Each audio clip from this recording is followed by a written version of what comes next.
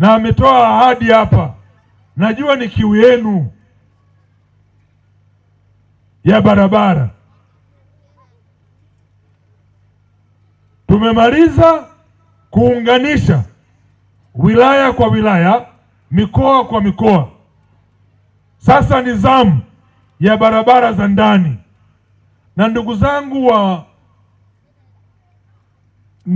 Mbogwe, wilaya ya Mbogwe hapa, ukiacha barabara ambazo Mheshimiwa mkuu wa mkoa amesema ya kutoka Lugunga kwenda Kanegere, ya kutoka Masumbwe kwenda mpaka Halmashauri,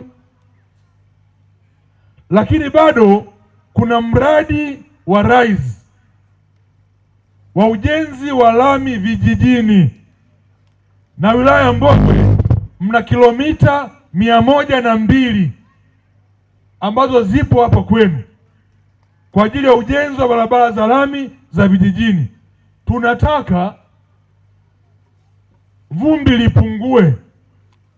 Wakati nakuja huku nimeona mmejenga nyumba nzuri sana, watani zangu Wasukuma, ila magari yakipita sasa vumbi lote linabaki kwenye bati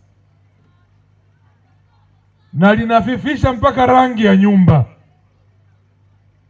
Serikali ya Daktari Samia Suluhu Hassan inaleta mpango kupitia TARURA wa ujenzi wa kilomita 102 barabara za lami vijijini, na haya yalisemwa na mtayaona matokeo yake.